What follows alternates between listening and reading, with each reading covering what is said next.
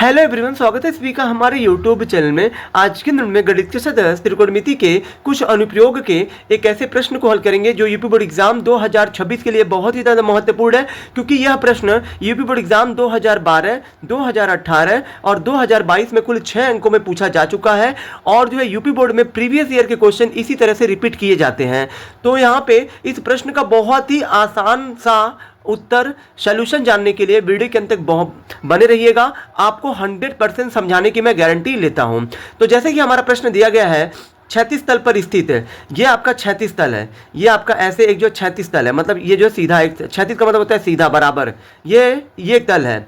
क्या रहा है, क्षैतिज तल पर स्थित एक मीनार की परछाई। ये जो मीनार की परछाई है, मीनार की परछाई सूर्य का उन्नयन कोण 60 से बढ़कर 30 होने पर, ये जो 60 से बढ़कर 30 अंश होने पर 40 मीटर बढ़ जाती है। मतलब यहाँ पे आपका सूर्य है। सूर्य का प्रकाश जब ये मीनार पे पड़ता है तो मीनार जो है, मीनार की छाया यहाँ पे क्षैतिज तल पे पड़ती है। यहाँ पे क्षैतिज मतलब ये जो जमीन पे मीनार की छाया पड़ती है। पहले तो मीनार की छाया जब ये सूर्य का प्रकाश जब ये मीनार पे पड़ता है तो मीनार की छाया पृथ्वी पर पहले 60 अंश का कोण बनाती है। अब कह रहा 60 से बढ़कर 30 होने पर 40 मीटर बढ़ जाती है। अब जब इसकी परछाई 40 मीटर यहाँ पे बढ़कर जब ये 40 मिनट बढ़ जाता है, यहाँ से यहाँ पे, ये मान लीजिए यहाँ पे जब था, ठीक है, तो 60 अंश का कोण बना रहा था। लेकिन जब मीनार की परछाई जब 40 मीटर जब बढ़ जाती है तो इसका कोण घटकर 60 से 30 हो जाता है। सॉरी, वो बढ़कर यहाँ पे जो है 60 से बढ़कर 30 हो गया, पर 40 मीटर बढ़ जाती है। मतलब ये जो 40 मीटर क्या हो गया, बढ़ गया। मीनार की ऊंचाई बताई, तो मीनार की ऊंचाई हमें नहीं पता है क्या है, ठीक है। तो यहाँ पे पहले तो आप इसको आप मान लीजिए, ये आपका ए है, ये आपका बी है, और ये आपका सी है, और ये आपका डी हो गया। अब यहाँ पे मीनार की ऊंचाई हमें नहीं पता है, तो मीनार की ऊंचाई यहाँ पे आप मान लीजिए एच मान लीजिए, ठीक है। अब ये जब ये मीनार की परछाई जब ये भूमि से 60 अंश का कोण बना रही थी, तब ये दूरी कितनी थी हमें नहीं पता। तो ये दूरी आपको मान लेना है x, हमने मान लिया, यानी कि b से लेकर c तक की दूरी x है। और जो है जब यहाँ पे मीनार का जब कोण, यानी कि जब ये उन्नयन कोण जब 60 से बढ़कर 30 हो जाता है, तब ये जो है कब होता है, जब ये 40 मीटर आगे बढ़ जाता है, जब इसकी परछाई। तो यहाँ पे आपको लिखना है माना मीनार की ऊंचाई। यहाँ पे आपको मीनार की ऊंचाई मान लेनी है। मीनार की ऊंचाई हमारी क्या, ए बी है। तो यहाँ पे आपको लिखना है ए बी बराबर क्या हो जाएगा, ये आपका हो जाएगा h मीटर हो जाएगा, ठीक है। अब उसके बाद तथा आपने और भी क्या माना है, यहाँ पे आपने BC माना है, तो यहाँ पे आपको लिख देना है BC बराबर क्या हो जाएगा, x मीटर हो जाएगा। क्योंकि जब ये मीटर में बात कर रहा है ना, मीटर में, तो यहाँ पे ऊंचाई मीटर में होगी, और यहाँ पे जो भी दूरी की बात की जाएगी वो जो मीटर में ही की जाएगी, ठीक है।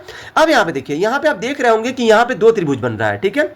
यहाँ पे 2 त्रिभुज बन रहा है। तो हम क्या करेंगे, पहले हम लोग ये जो छोटा वाला त्रिभुज लेके चलेंगे, यानी कि ABC को लेके चलेंगे। तो यहाँ पे आपको लिखना है कि यहाँ पे आपको लिखना है सर्वप्रथम त्रिभुज ABC से।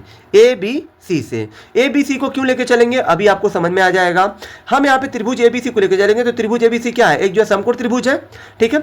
अब यहाँ देखिए, कभी भी जब यहाँ पे लंब, यानी कि ऊंचाई हमारी क्या है, लंब क्या है, h मीटर है, और जो आधार क्या है, x है, x मीटर है। जब भी लंब और जो आधार से संबंधित, जब यहाँ पे त्रिभुज में बात की जाए लंब और जो आधार से संबंधित, तो फिर यहाँ पे आपको tan थीटा का प्रयोग करना है। तो tan थीटा बराबर क्या होता है, tan थीटा बराबर आपका होता है लंब बटा आधार होता है। तो यहाँ पे tan है तो tan लिखिए। थीटा का मान पहले आपको कितना लेना है, क्योंकि आप त्रिभुज ABC लेके चलना है। अभी आपको इस पे जो है ध्यान नहीं देना है।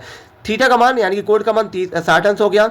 L का मतलब क्या है, लंब कितना है, लंब हमारा h है, तो h लिखिए बटे में ए का मतलब आधार आपको यही लेना है, क्योंकि आप त्रिभुज ABC लेके चलना है। तो आपको B से लेके C तक का मतलब है क्या है, आधार हमारा है x, तो यहाँ पे लिखना है आपको x, ठीक है। अब देखिए यहाँ पे आपको क्या करना है, अब आप जानते होंगे कि साइन 60 अंश का मान कितना होता है। तो साइन 60 अंश का मान होता है कड़ी में 3, और बराबर में आपका h और बटे में x है, तो x लिखिए, ठीक है। अब यहाँ देखिए, यहाँ पे अगर आप इसको हल करते हो तो इसके नीचे 1 कर लीजिए। यहाँ पे कड़ी में 3 का गुणा x में करिए तो ये आपका कड़ी में 3x हो जाएगा, बराबर में h का गुणा 1 में करिए तो h हो जाएगा। फिर यहाँ से हमको x का मान चाहिए, ठीक है। तो x बराबर इधर h है, ये कड़ी में 3 भेजेंगे इधर, तो ये जो बटे में कड़ी में 3 आ जाएगा। अब ये समीकरण 1 आपको मान लेना है, ठीक है।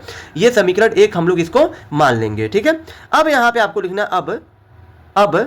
अब त्रिभुज आपको कौन सा लेना है। अब यहाँ पे जब आपने त्रिभुज ABC लिया तो आपका समीकरण 1 बना है। अब आपको त्रिभुज ABD मतलब पूरा त्रिभुज लेके चलना है। तो यहाँ पे अब त्रिभुज ए बी डी से। तो यहाँ पे ए बी डी में भी आप टेन थीटा का ही प्रयोग करेंगे, क्योंकि यहाँ पे भी बात हो रही है लंब की और बात हो रही है ये आधार की। ठीक है, तो टेन थीटा बराबर आप सभी जानते होंगे लंब बटा आधार। तो यहाँ पे टेन थीटा का मान इस बार आपको, क्योंकि आप पूरा त्रिभुज लेके चल रहे हैं, ये जो पूरा लेके चल रहे हैं, तो यहाँ पे थीटा का मान जो यहाँ पे कोड बना है ये वाला आपको मतलब है। ठीक है, तो थीटा का मान हो जाएगा 30 बराबर लंब कितना है, तो लंब हमारा h है, तो यहाँ पे लंब की जगह पे h लिखिए। आधार में आधार देखिए b से लेके d तक आपका आधार होगा, तो यहाँ पे x और 40 को जोड़ेंगे। जब ये पूरा अगर आपको b से लेके d तक चाहिए तो x और 40 को जोड़ना पड़ेगा, तो ये आपका 40 और प्लस यहाँ पे हो जाएगा x। ठीक है, tan 30 अंश का मान आप सभी जानते होंगे कि tan 30 अंश का मान क्या होता है। tan 30 अंश का मान होता है 1 बटा में कड़ी में 3 होता है बराबर h और बटा में ये आपका 40 है, तो 40 देखिए प्लस x है तो x। अब यहाँ पे आप क्या करिए, इन दोनों पक्षों में कुछ हल नहीं होगा, तो यहाँ पे आपको तिरछा गुणा करना है। मतलब यहाँ पे 1 का गुणा 40 प्लस x में करिए तो 40 प्लस x होगा, और कड़ी में 3 का गुणा x में करिए तो ये आपका कड़ी में 3h हो जाएगा। ठीक है, कड़ी में 3h हो जाएगा। अब यहाँ पे देखिए 40 है ना, तो 40 देखिए प्लस, अब ये जो x का मान आपने यहाँ पे निकाला है, x का मान क्या था समीकरण 1 से, h बटा में कड़ी में 3, तो फिर यहाँ पे आपको x की जगह पे ये वाला जो मान है ना, ये x बराबर h बटा में कड़ी में 3, यहाँ पे आपको x की जगह पे रख देना है, यानी कि h बटा में कड़ी में 3 और बराबर में कड़ी में 3h हो गया। अब यहाँ पे आपको सिंपली सा एक छोटा सा काम करना है। यहाँ पे आपको करना ये है कि 40 को तो ऐसे लिखिए, ये आपका कड़ी में 3h है तो ऐसे लिखिए, ये प्लस इसको जो है इसके पास भेज दीजिए, क्योंकि ये भी जो h वाला पद है, ये भी जो h वाला पद है, प्लस जाएगा उधर क्या हो जाएगा माइनस h बटा में कड़ी में 3 हो जाएगा। ठीक है, अब ये 40 है, अब ये 40 है तो यहाँ पे आपको 40 ही लिखना है बराबर। अब यहाँ पे आप क्या करिए, कड़ी में 3 का गुणा कड़ी में 3 में करिए तो कड़ी में 9 हो जाएगा, और h है तो h और माइनस यहाँ पे h है तो h। अब चूंकि आपने इसका गुणा आपने इसमें कर दिया, तो इस पूरे के लिए, इस पूरे के बटे में कड़ी में 3 आ जाएगा। ठीक है, अब यहाँ देखिए, यहाँ पे हम क्या करते हैं, ये आपका 40 है तो 40 को आपको ऐसे लिख देना है बराबर। ठीक है, अब ये 9 का वर्गमूल आप सभी कड़ी में 9 का मान कितना होता है 3 होता है, तो 3h लिखिए, माइनस में क्या है h है तो h, और बटे में कड़ी में 3 है तो 3 लिखिए। अब ये आपका 40 है तो 40, अब यहाँ पे देखिए 3h में से 1h जाएगा तो कितना आएगा 2h और बटा में कड़ी में 3। ठीक है, इतना आएगा। अब यहाँ पे इसके नीचे कुछ नहीं है तो 1 करिए, 1 का गुणा 2h में करेंगे तो 2h ही होगा, और 40 का गुणा कड़ी में 3 में करेंगे तो 40 कड़ी में 3 होगा। ठीक है, इतना आपको समझ में आया होगा।